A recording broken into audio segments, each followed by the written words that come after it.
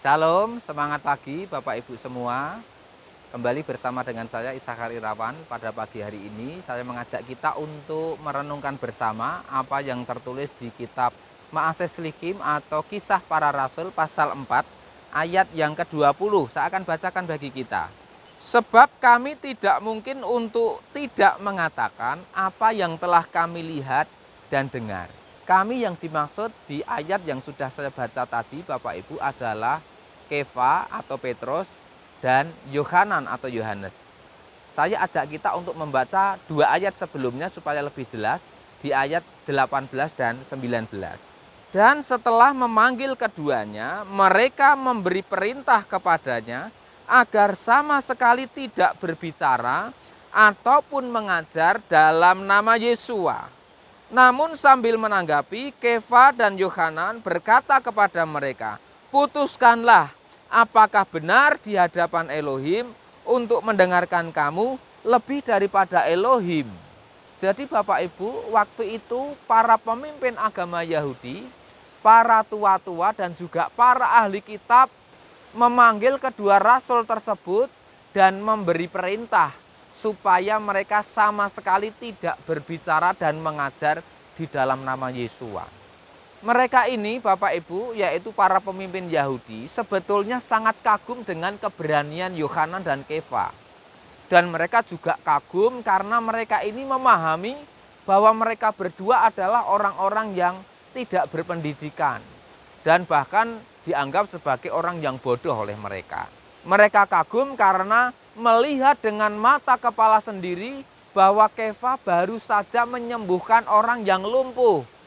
Dan walaupun para pemimpin ini kagum akan pengajaran dan kuasa yang dimiliki oleh Yohanan dan juga Kefa, Bapak Ibu, mereka ini takut kalau pengajaran mereka di dalam nama Yesua ini mempengaruhi banyak orang Yahudi. Karena pengajaran di dalam nama Yesua dianggap sebagai suatu kesesatan. Karena itulah maka setelah mereka ini meminta kedua rasul ini keluar dari Sanhedrin, setelah disidang oleh mereka Bapak Ibu, para pemimpin Yahudi berunding dan mengatakan, apa yang harus kita buat terhadap orang-orang ini?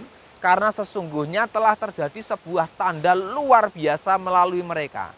Dan tanda-tanda itu begitu nyata bagi semua orang yang telah ada di Yerusalem.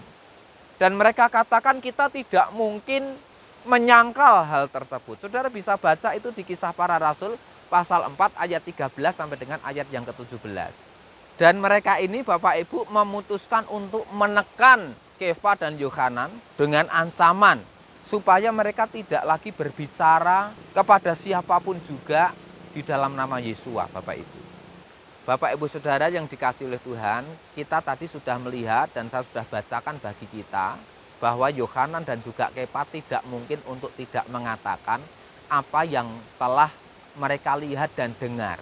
Maksudnya adalah mereka tidak mungkin untuk tidak mengatakan pengalaman-pengalaman hidup mereka bersama dengan Tuhan Yesua.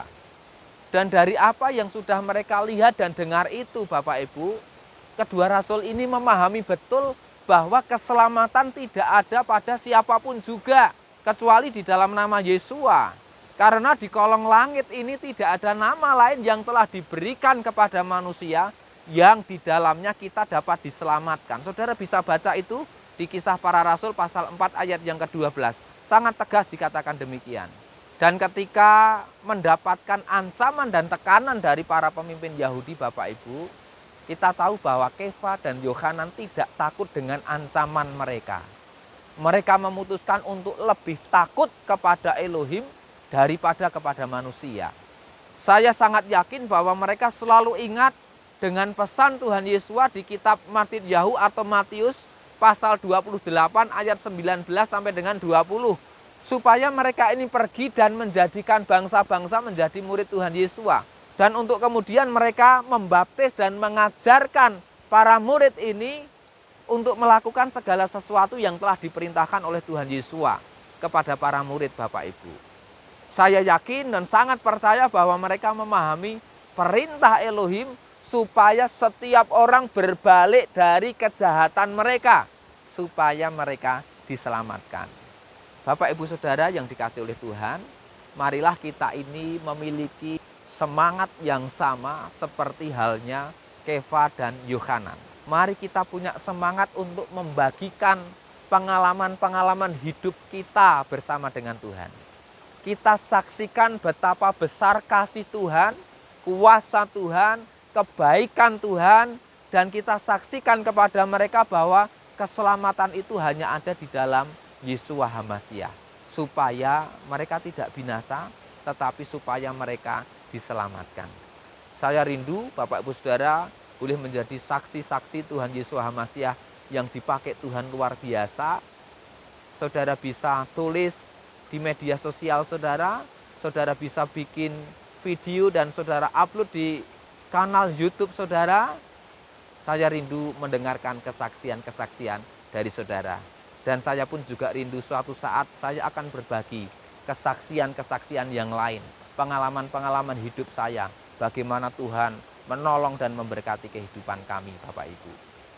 Demikianlah apa yang saya sampaikan, kiranya menjadi berkat dan menguatkan setiap kita, supaya kita semakin takut kepada Elohim daripada takut kepada manusia, supaya kita ini terus bersemangat, bersaksi untuk kemuliaan nama Tuhan Yeshua HaMasyiah.